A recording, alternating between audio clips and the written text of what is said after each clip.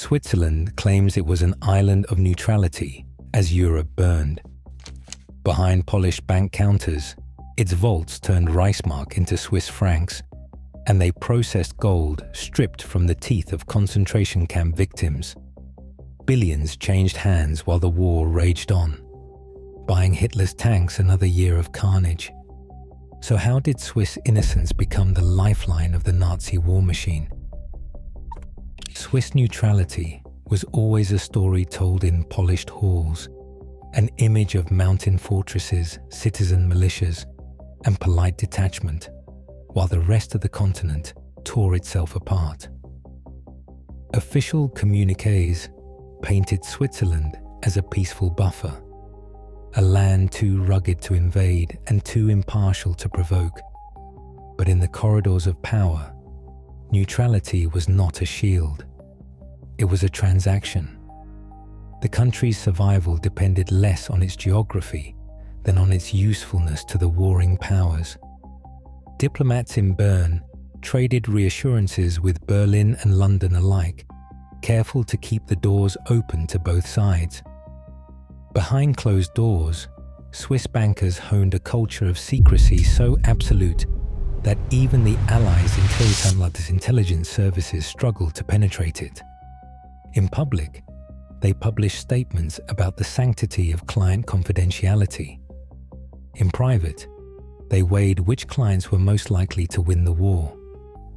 The real defense of Switzerland was not its mountain passes or its conscripted riflemen, but its role as the last functioning clearinghouse for international money. German officials, cut off by a blockade, needed somewhere to move funds, convert currencies, and pay for the raw materials that kept their armies in the field. Swiss banks became the indispensable middlemen, processing transactions, laundering assets, and keeping the wheels of commerce turning for both sides, but above all, for the Reich. Propaganda posters showed stoic Swiss guards and snow-capped peaks, but the true engine of survival was the banking sector. Zurich's vaults did not just hold gold, they held the fate of nations. The myth of moral innocence was carefully maintained, but the reality was cold calculation. Switzerland's independence was tolerated because it was profitable to keep the banks open. The country's neutrality was less a matter of principle than of price, paid in gold, measured in francs, and counted in lives far from the tidy streets of Geneva and Basel. By the winter of 1941, the Reichsmark had become a dead currency outside the German sphere. Allied blockades and currency controls choked off any hope of trading with the wider world. In the eyes of neutral central banks, the Reichsmark was little more than colored paper, worthless for settling international debts, useless for buying the materials that kept German factories running. German officials in Berlin faced a dilemma. The war machine demanded tungsten from Portugal, steel from Sweden, oil from Spain.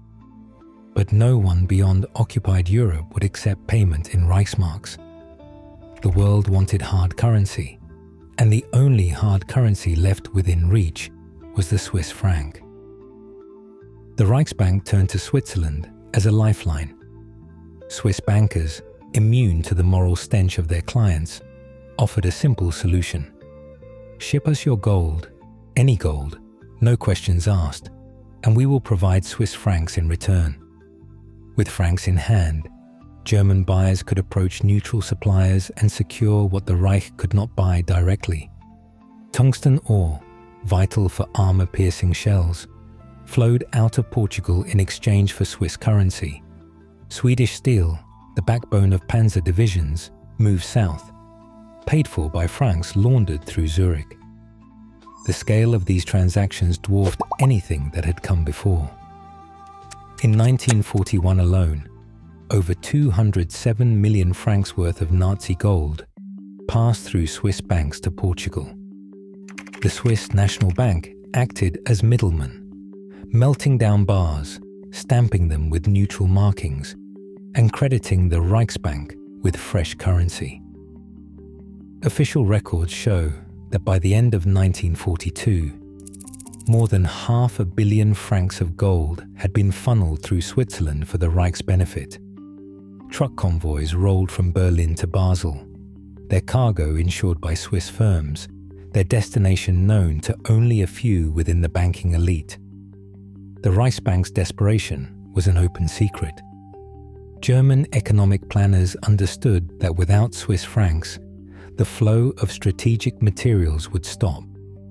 The Reichsmark's collapse meant that every tank, every shell, every shipment of raw ore depended on the willingness of Swiss bankers to keep the window open.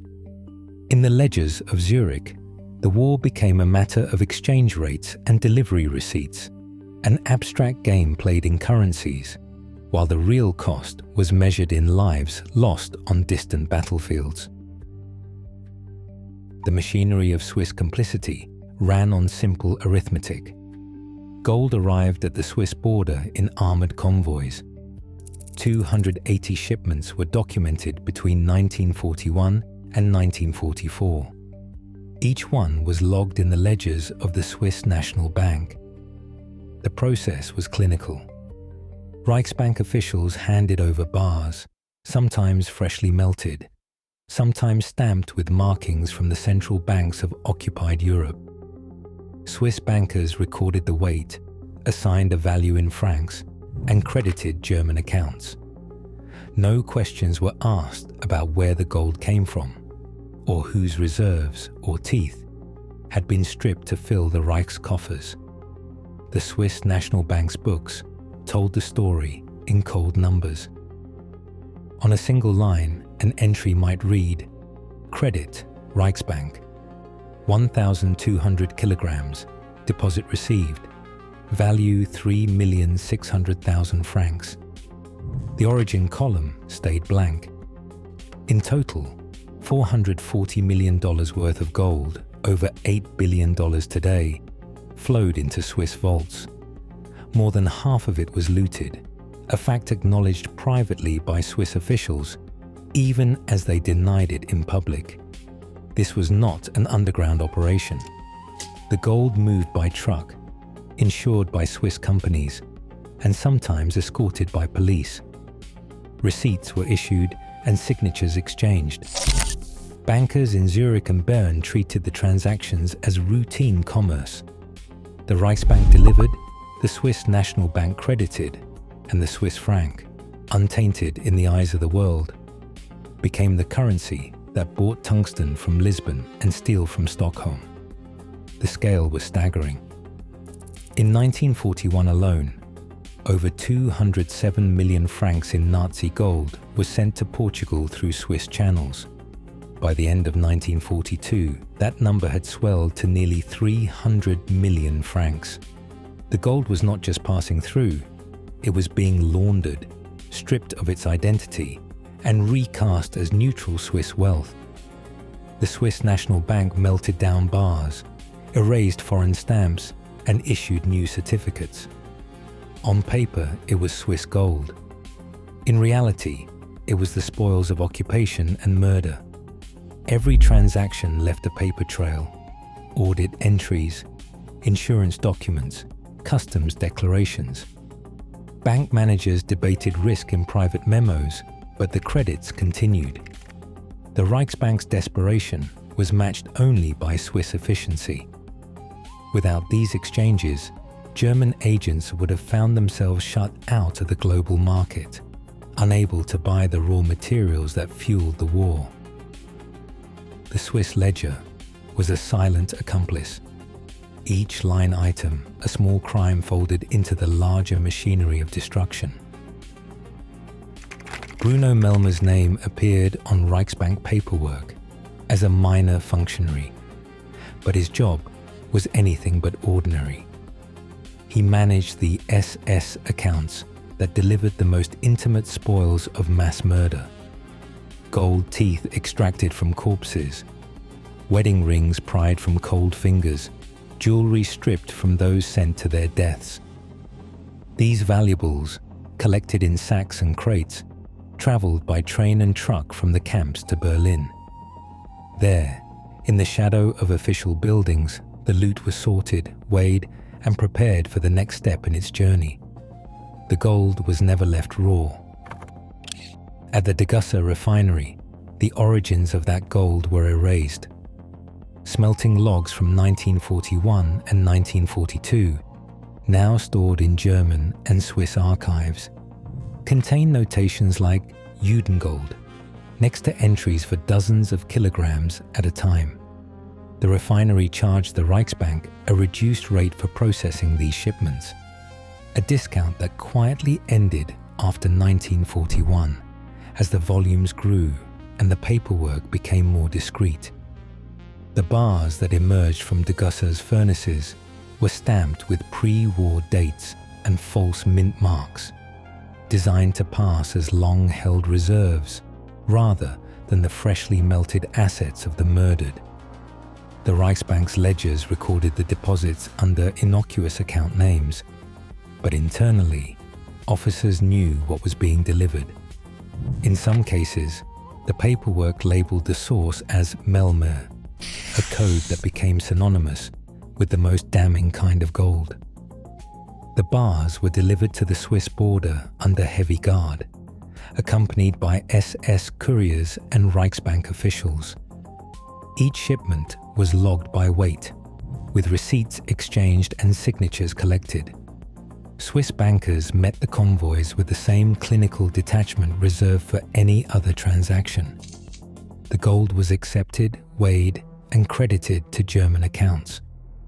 No questions asked about the origin, no hesitation over the telltale signs, irregular bar sizes, traces of jewelry, the faint impressions of teeth marks that sometimes survived the melting process. Degussa's ledgers, now part of the historical record, show entries marked Judengold from August 1940 through December 1941. The volumes processed are staggering. Tons of victim gold, much of it never recovered. Some bars, later discovered in Allied audits, still bore the chemical traces of dental alloys unique to Eastern European populations. Swiss bankers, confronted after the war, insisted they could not have known.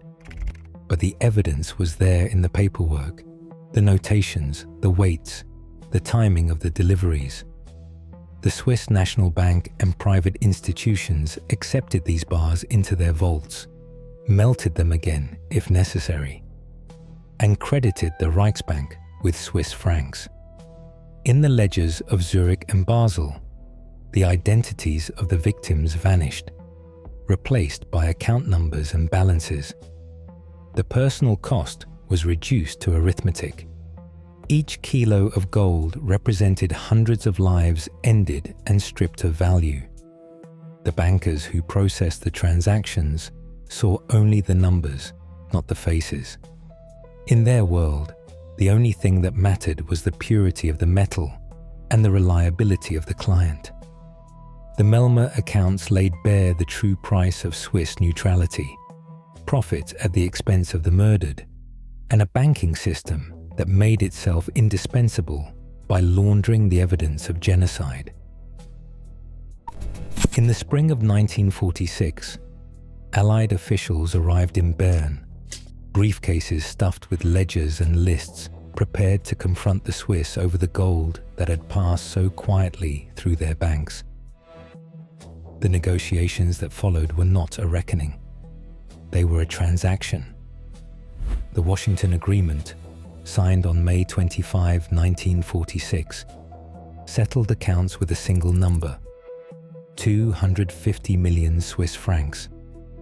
This was a one-time payment, a fraction of the gold value that had crossed Swiss borders during the war.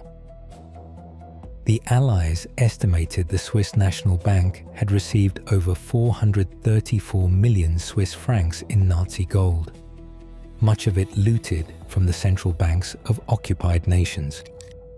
The difference was quietly written off as the price of cooperation.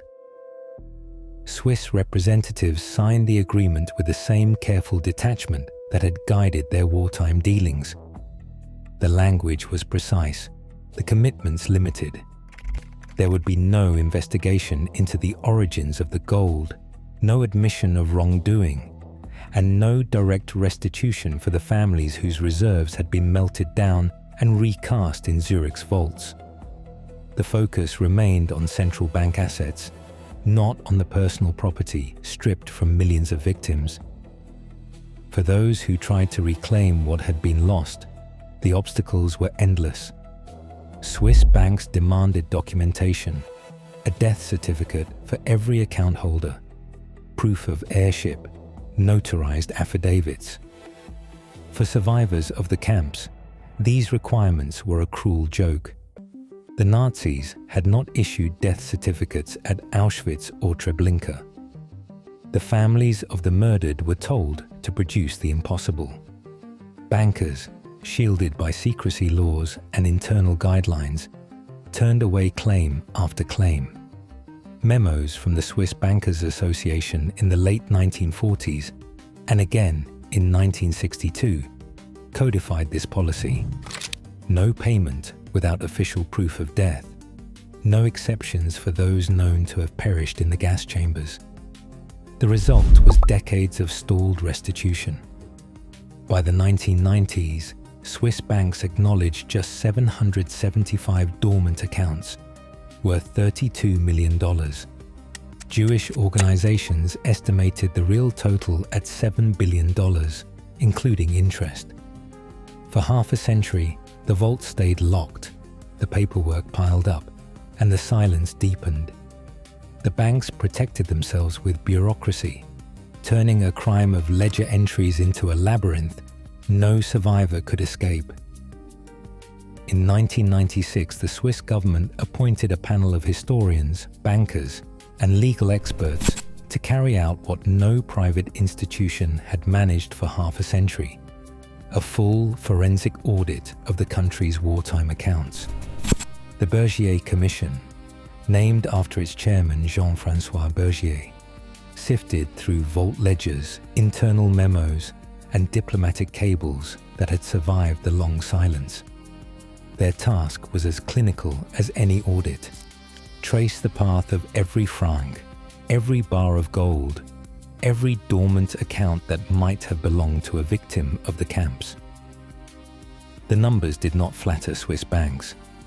Out of thousands of accounts flagged by survivors and Jewish organizations, auditors found only 775 dormant accounts, holding a combined $32 million. Swiss bankers called this the final reckoning. Their critics called it a mockery. Jewish groups, working from lists of missing depositors and post-war interest calculations, estimated the true sum at $7 billion. The gap between what was found and what was owed stood as a monument to secrecy, bureaucracy, and the destruction of records, some deliberate, some lost to time. Diplomatic pressure mounted. The United States threatened sanctions, and New York's comptroller froze billions in Swiss assets. The World Jewish Congress, armed with evidence from the Bergier findings, launched lawsuits in American courts. Under the glare of subpoenas and the threat of international boycotts, Swiss banks agreed in 1998 to a global settlement. The price was $1.25 billion, paid into a fund for Holocaust survivors and their heirs.